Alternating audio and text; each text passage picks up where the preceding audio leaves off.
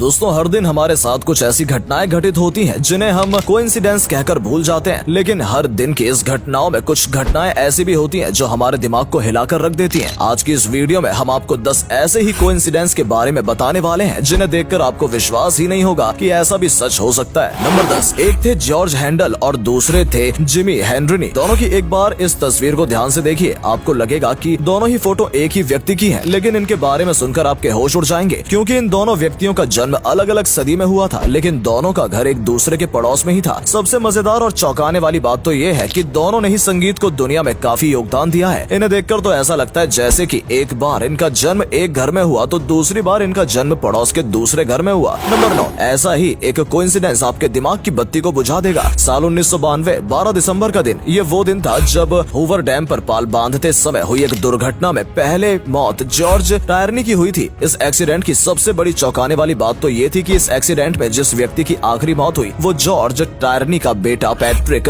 Tyranny था और उसकी मौत भी 12 दिसंबर के दिन ही हुई थी। नंबर 8, काफी बार ऐसा होता है कि किसी भविष्यवक्ता के द्वारा की जाने वाली भविष्यवाणी पूरी तरह से सही साबित हो जाती है और लोग उसे कोइंसिडेंस कहते हैं, लेकिन साल 2000 में सिम्पसन्स के द्वारा की गई भविष्यवाणी को कोइंसिडेंस नहीं माना जा सकता। साल 2000 में की गई सिम्पसन्स की भविष्यवाणी को देखकर तो यही लगता है कि शायद उन्होंने टाइम ट्रेवल किया था और भविष्य को देखा था। साल 2000 में सिम्पसन्स ने कहा कि डोनाल्ड ट्रंप अमेरिका के राष्ट्रपति बनेंगे। उस समय किसी ने भी उनकी बात को सही नहीं माना, लेकिन सिम्पसन्स के डिजाइनर्स ने 2 फोटोज डिजाइन की थी इस भविष्यवाणी को लेकर। जब डोनाल्ड ट्रंप अमेरिका के राष्ट्रपति बने तब उनके शपथ की फोटोज बिल्कुल सिम्पसन की डिजाइन की गई फोटो की कॉपी थी। आप भी इन फोटो को देखिए और सोच में डूब जाइए। नंबर 7, जुलाई साल 1975 बरमूडा में 17 साल का एर्स्किन लॉरेंस साइकिल से अपने घर जा रहा था, तभी एक टैक्सी की टक्कर से उसकी मौत हो गई थी। दोस्तों इस बात में कोइंसिडेंस नहीं है, लेकिन कोइंसिडेंस तो अब होगा। हुआ ये कि एर्स्किन की मौत के कुछ समय बाद ही उनके भाई की भी उसी जगह पर साइकिल से घर जाते समय ही मौत हो गई, लेकिन चौंकाने वाली बात ये थी उस समय एर्स्किन के भाई की उम्र 17 साल ही थी। टक्कर देने वाली टैक्सी भी वही थी, ड्राइवर भी वही था। घूम गया ना दिमाग। नंबर 6, अब आप इन दोनों फोटोज को ध्यान से देखिए, आपको क्या दिख रहा है? यही ना कि ये दोनों एक ही महिला की फोटो है। यदि आपको भी ये लग रहा है तो आपकी जानकारी के लिए बता दें कि ऐसा नहीं है। दोनों ही फोटोज अलग अलग महिलाओं जुबैदा टी हार्वात और जेनिफर लॉरेंस की है, लेकिन सबसे ज्यादा चौंकाने वाली बात तो ये है कि जुबैदा टी हार्वात अपने जमाने की सबसे महंगी फिल्मी एक्ट्रेस थी, तो वहीं जेनिफर लॉरेंस आज के जमाने की सबसे महंगी हॉलीवुड कलाकार है। यानी समय अलग अलग, प्रोफेशन एक ही, मुकाम भी एक ही और चेहरा भी एक जैसा ही। लगता है ना जैसे कि किसी जादुई दुनिया में सफर किया जा रहा है। नंबर 5, अमेरिका के 2 राष्ट्रपति अब्राहम लिंकन और जॉन एफ कैनेडी की बायोग्राफी में बहुत सारे कोइंसिडेंस मौजूद हैं, जैसे कि कैनेडी और लिंकन की हत्या की गई थी, दोनों को ही गोली मारी गई थी, दोनों को गोली भी एक ही जगह पर लगी थी। इसी के साथ जब लिंकन और कैनेडी की हत्या हुई थी उस समय दोनों की ही पत्नियां उनके साथ मौजूद थी। सबसे मजेदार बात तो ये है कि जॉन एफ कैनेडी के सेक्रेटरी का नाम लिंकन था तो अब्राहम लिंकन के सेक्रेटरी का नाम जॉन था। इसके अलावा दोनों के ही उत्तराधिकारियों का नाम भी जॉनसन था। है ना मजेदार और चौंकाने वाले कोइंसिडेंस। नंबर 4, टाइटैनिक जहाज के डूबने की कहानी तो हर कोई जानता है, लेकिन टाइटैनिक जहाज के डूबने के 14 साल पहले ही इसकी कहानी लिखी जा चुकी थी। ऐसा नहीं है, लेकिन टाइटैनिक जहाज 1898 में डूबा था और इसके 14 साल पहले मॉर्गन रॉबर्टसन ने एक किताब लिखी थी जिसका नाम था फर्टिलिटी। इस किताब में एक जहाज के डूबने की कहानी के बारे में बताया गया था जिसका नाम टाइटैनिक था। यानी 14 साल बाद डूबे जहाज का नाम भी टाइटैनिक ही था। नाम से ही इसे कोइंसिडेंस नहीं कहा जा सकता है, लेकिन कोइंसिडेंस तो ये रहा कि बुक का टाइटैनिक उत्तरी अटलांटिक महासागर में ही डूबा था, तो रियल टाइटैनिक भी अटलांटिक महासागर में ही डूबा था। बुक के टाइटैनिक के डूबने के कारण बर्फ से टकराना था, तो वहीं रियल टाइटैनिक भी बर्फ से टकराकर ही डूबा था। और सबसे मजेदार बात तो ये थी कि बुक टाइटैनिक में जिस तरह की तकनीकी विशेषताएं थी वैसी ही रियल टाइटैनिक में भी मौजूद थी। टाइटैनिक के डूबने के बाद इस बुक को फिर से अलग नाम the sinking of the Titanic के साथ पब्लिश किया गया। इस कोइंसिडेंस को देखकर तो यही लगता है कि नेचर ने टाइटैनिक के डूबने की कहानी को पहले ही लिख दिया था और इस संकेत पर ही मॉर्गन रॉबर्टसन ने इसे अपनी बुक में लिखा था। नंबर 3, किसी समय दुनिया भर के सबसे शक्तिशाली राजतंत्र में से एक माने जाने वाले रोमन साम्राज्य के साथ ही एक कोइंसिडेंस जुड़ा हुआ है। जैसे कि रोम शहर का नाम रोम साम्राज्य की स्थापना करने वाले सम्राट रोमुलस और रानी रेमस के नाम पर पड़ा था, लेकिन